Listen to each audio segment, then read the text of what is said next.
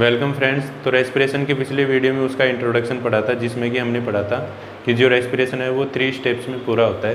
पहली स्टेप क्या होती है? ग्लाइकोलाइसिस, दूसरा क्रेब्स साइकिल और तीसरा है ETS, इलेक्ट्रॉन ट्रांसपोर्ट सिस्टम। तो ये तो हो गया एरोबिक रेस्पिरेशन में। अब यहाँ पर जो एनाएरोबिक रेस्पिरेशन है उसमें भी ग्लाइकोलाइसिस पाया जाता है और जो एरोबिक रेस्पिरेशन है उसमें भी ग्लाइकोलाइसिस पाया जाता है। तो अब हम इस वीडियो में ग्लाइकोलाइसिस के बारे में पढ़ेंगे डिटेल में कि ग्लाइकोलाइसिस में होता क्या है। अब यहाँ पर जो ग्लाइकोलाइसिस है उसको हम AMP पाथवे भी बोलते हैं, AMP पाथवे भी बोलते हैं इसको, क्योंकि इसकी जो डिस्कवरी थी वो किसके द्वारा की गई थी? एमडेन और मेयरहोफ एंड पेरेनस, ये 3 साइंटिस्ट थे जिनके द्वारा जो ग्लाइकोलाइसिस था उसकी डिस्कवरी की गई थी। ठीक है। अब यहाँ पर जो ग्लाइकोलाइसिस है वो कहाँ पर होता है? ग्लाइकोलाइसिस जो सेल होती है हमारी, उसमें जो साइटोप्लाज्म में प्रेजेंट होता है वहाँ पर ग्लाइकोलाइसिस पूरा होता है। अब यहाँ पर जो ग्लाइकोलाइसिस है वो एरोबिक और एनएरोबिक कंडीशंस में दोनों में ही कहाँ पर कंप्लीट होगा? साइटोप्लाज्म में। ठीक है। तो कहाँ पर कंप्लीट होता है ये? कहाँ पर पूरा होता है? अकर्स इन साइटोप्लाज्म, साइटोप्लाज्म में पूरा होता है। और इसके अलावा एरोबिक और एनएरोबिक कंडीशन दोनों में होता है। Occurs in both aerobic and anaerobic conditions, दोनों ही कंडीशंस में ये पूरा होगा। ठीक है। या हम कह सकते हैं कि एरोबिक और एनएरोबिक जो लिविंग ऑर्गेनिज्म है उन दोनों में क्या पाया जाएगा? ग्लाइकोलाइसिस हो रहा कहाँ पर होगा? साइटोप्लाज्म में। ठीक है। अब यहाँ पर ग्लाइकोलाइसिस की प्रोसेस को देखते हैं, उसमें क्या होता है। तो ग्लाइकोलाइसिस में हमारे पास क्या होता है? सेल में पहले साइटोप्लाज्म में ग्लूकोज प्रेजेंट होता है, जो कि किसके द्वारा आता है? फूड के द्वारा आता है। अब जो ग्लूकोज है यहाँ पर उससे क्या बनेगा? यहाँ पर पायरुविक एसिड बनेगा। ठीक है। पायरुविक एसिड एरोबिक और एनएरोबिक कंडीशन दोनों में पायरुविक एसिड बनेगा। फिर वहाँ पर जो पायरुविक एसिड है वो उसका O2 की एब्सेंस और प्रेजेंस में उसका फेट डिसाइड होगा कि वो किस तरफ जाएगा। ठीक है। उससे क्या बनेगा? अगला प्रोडक्ट क्या बनेगा? अब यहाँ पर जो ग्लाइकोलाइसिस है उसमें क्या होता है? हमारे पास ग्लूकोज होता है। ठीक है। साइटोप्लाज्म में ग्लूकोज प्रेजेंट होता है। इस ग्लूकोज से क्या बनता है? ग्लूकोज 6 फॉस्फेट, ग्लूकोज 6 फॉस्फेट बनता है। ठीक है। तो जब ग्लूकोज 6 फॉस्फेट बनता है तो इसमें कौन सा एंजाइम काम आता है? Hexokinase, hexokinase. और इसमें एक ATP का यूज़ होता है, एक ATP यूज़ होती है और ये ATP किस में कन्वर्ट हो जाती है? ADP plus inorganic phosphate. यहाँ पर ये जो इनऑर्गेनिक फॉस्फेट है जो कि ATP के ब्रेकडाउन से निकला है वो किससे जाकर जुड़ जाता है? ग्लूकोज से। ग्लूकोज का जो 6 कार्बन होता है वहाँ पर जुड़ जाता है और ग्लूकोज का नाम क्या हो जाता है? Glucose 6 phosphate. ठीक है। अब यहाँ पर जो ग्लूकोज 6 फॉस्फेट है उसका क्या होगा? आइसोमराइजेशन। उसका क्या होगा? आइसोमराइजेशन होगा। आइसोमराइजेशन से क्या बनेगा? Fructose 6 phosphate, fructose 6 phosphate. इसका आइसोमराइजेशन किसके द्वारा होगा? आइसोमरेज एंजाइम के द्वारा, आइसोमरेज एंजाइम के द्वारा। अब ये जो फ्रक्टोज 6 फॉस्फेट है उससे क्या बनेगा? फ्रक्टोज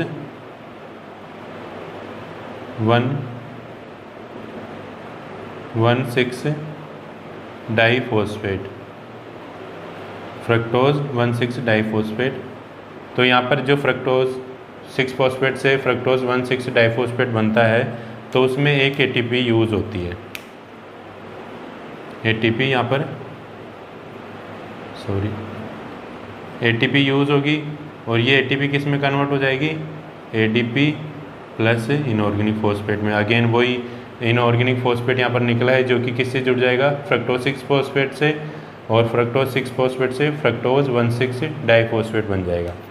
अब ये जो फ्रक्टोज 1,6 डाइफॉस्फेट है उससे आगे क्या बनेगा, यहाँ पर दो कंपाउंड्स बनेंगे। पहला बनेगा अपने पास DHAP, ठीक है, और दूसरा बनेगा अपने पास 3-फॉस्फो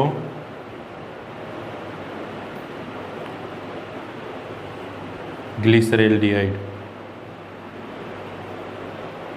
एल्डिहाइड, 3-फॉस्फो ग्लिसरेल्डिहाइड। यहाँ पर DHAP का पूरा नाम क्या है, डाई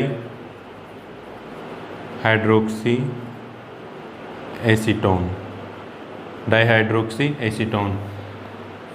अब ये कौन से एंजाइम की प्रेजेंस में होता है, एल्डोलेज एंजाइम की प्रेजेंस में, एल्डोलेज एंजाइम की प्रेजेंस में। यहाँ पर ये ध्यान रख के चलना है कि जो ग्लूकोज है वो 6 कार्बन का कंपाउंड होता है। यहाँ पर भी 6 कार्बन, यहाँ पर भी 6 कार्बन, यहाँ पर भी 6 कार्बन। अब यहाँ पर जो 3-फॉस्फो ग्लिसरेल्डिहाइड बन रहा है वो क्या होता है, 3 कार्बन का कंपाउंड होता है। अब फ्रक्टोज 6 फॉस्फेट से 2 कंपाउंड्स बन रहे हैं तो DHAP अगेन फिर किसका फॉर्मेशन करेगा,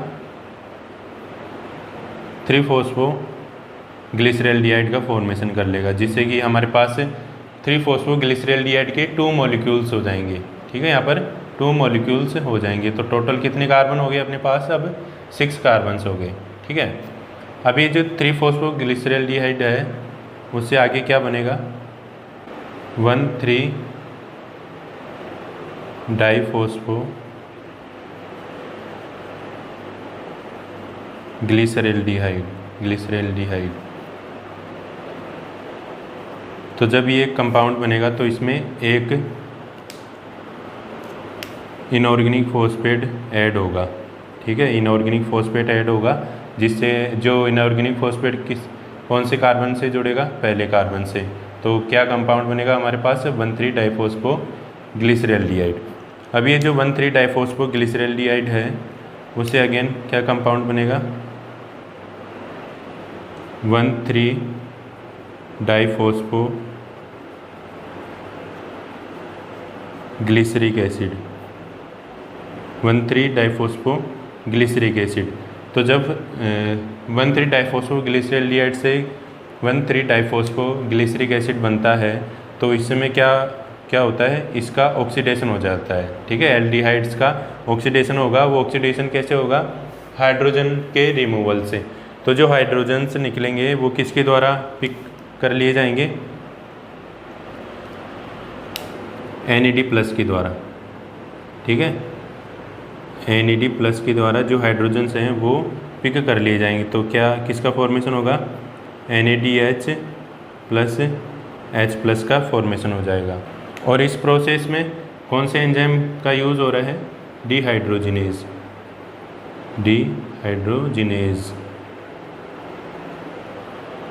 अब 1,3 डाईफॉस्फो ग्लिसरेल्डिहाइड से ग्लिसरिक एसिड से आगे क्या बनेगा, 3-फॉस्फो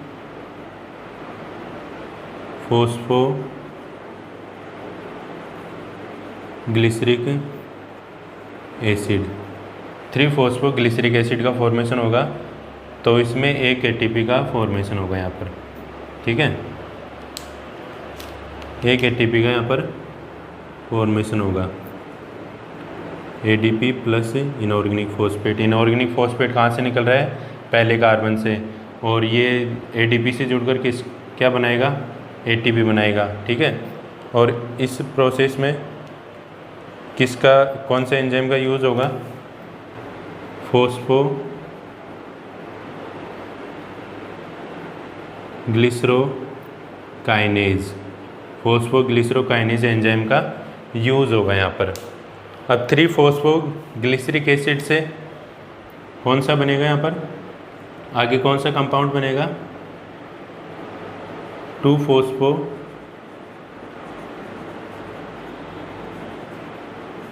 ग्लिसरिक एसिड। 2-फॉस्फोग्लिसरिक एसिड बनता है तो इसमें कौन सा एंजाइम यूज़ होता है?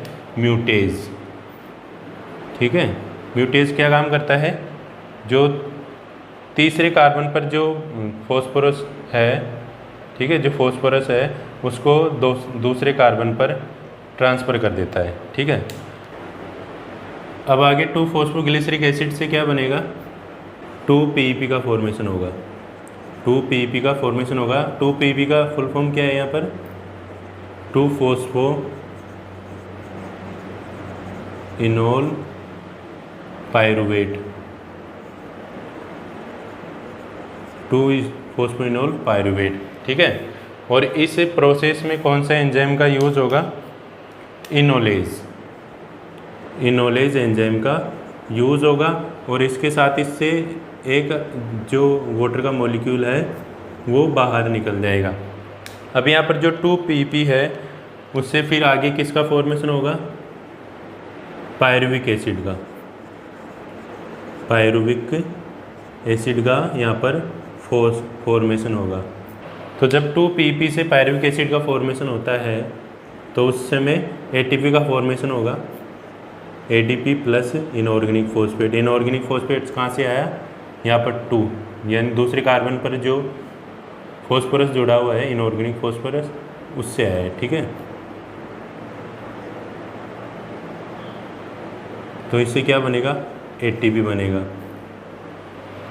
अब यहाँ पर जो पायरुविक एसिड बन रहा है, ठीक है, यहाँ पर जो लास्ट प्रोडक्ट बन रहा है उसके 2 फेट्स होंगे। यहाँ पर 2 फेट्स कैसे होंगे? अगर यहाँ पर ऑक्सीजन प्रेजेंट है, ठीक है, अगर यहाँ पर ऑक्सीजन प्रेजेंट है तो ये किस में एंटर कर जाएगा? क्रेब्स साइकिल में। क्रेब्स साइकिल में ये एंटर कर जाएगा। अगर O2 एब्सेंट है, ठीक है, O2 एब्सेंट है तो इससे क्या बनेगा? C2H5OH, इथाइल एल्कोहल, या आगे क्या बनेगा? इसके अलावा क्या बन सकता है? Lactic acid. ठीक है, यानी फर्मेंटेशन की प्रोसेस हो जाएगी। ठीक है, फर्मेंटेशन की प्रोसेस होगी जब ऑक्सीजन एब्सेंट होगी। ठीक है, पायरुविक एसिड के आगे के बनने पर। अब इस पूरी प्रोसेस में ग्लाइकोलिसिस में कितने ATP कंज्यूम हुई है और कितने ATP का फॉर्मेशन हो रहा है और कितने NADH प्लस H+ का फॉर्मेशन हो रहा है यहाँ पर, तो उसको हम देख लेते हैं। यहाँ पर कैलकुलेट कर लेते हैं।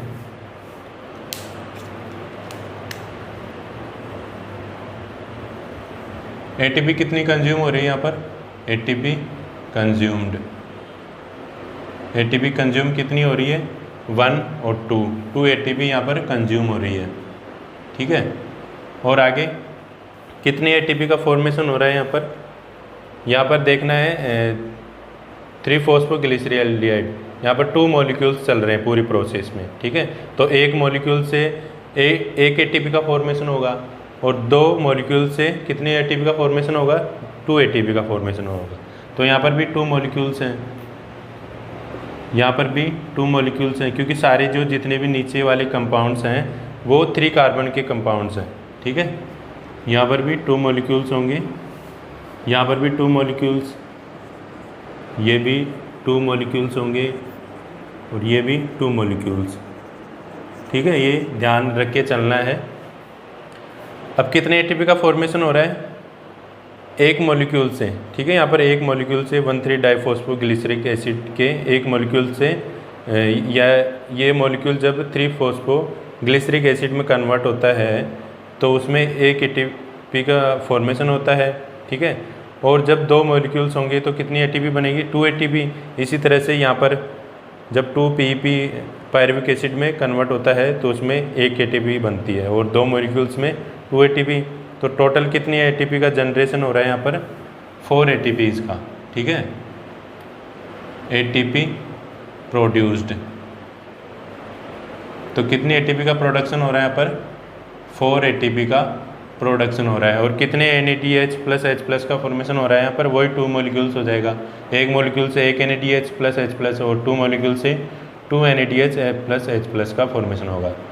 तो NADH प्लस H+ कितने बन रहे हैं यहाँ पर?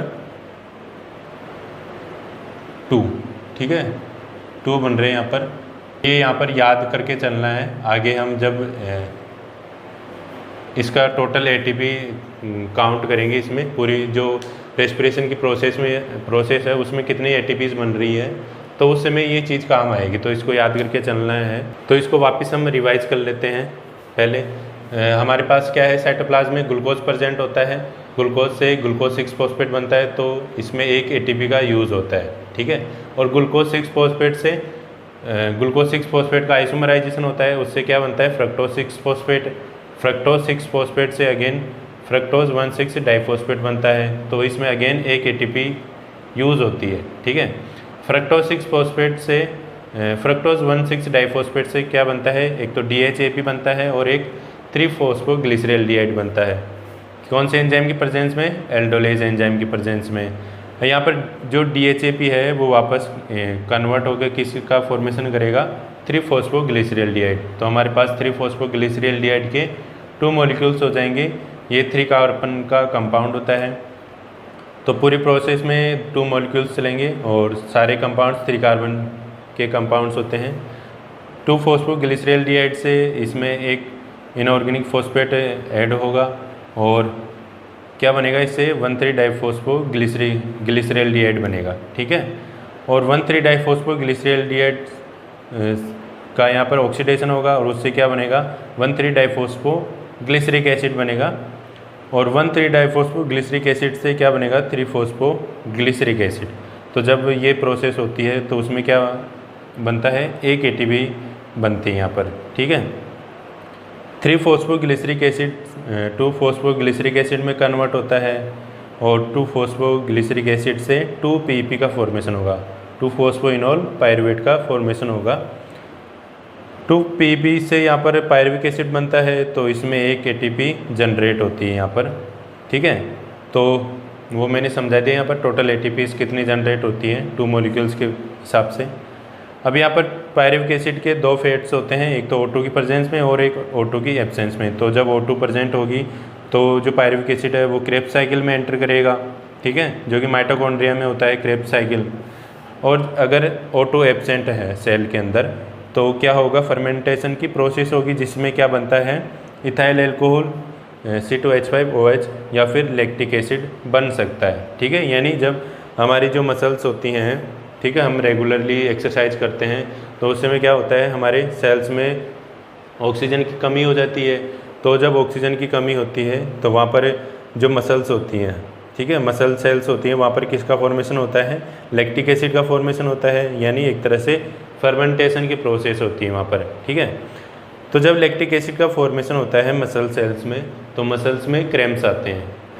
आई होप आपको टॉपिक पूरा समझ में आया होगा। अगर वीडियो पसंद आए तो इसको लाइक कीजिए, अपने दोस्तों को शेयर कीजिए और मेरे चैनल को सब्सक्राइब कीजिए। Thank you.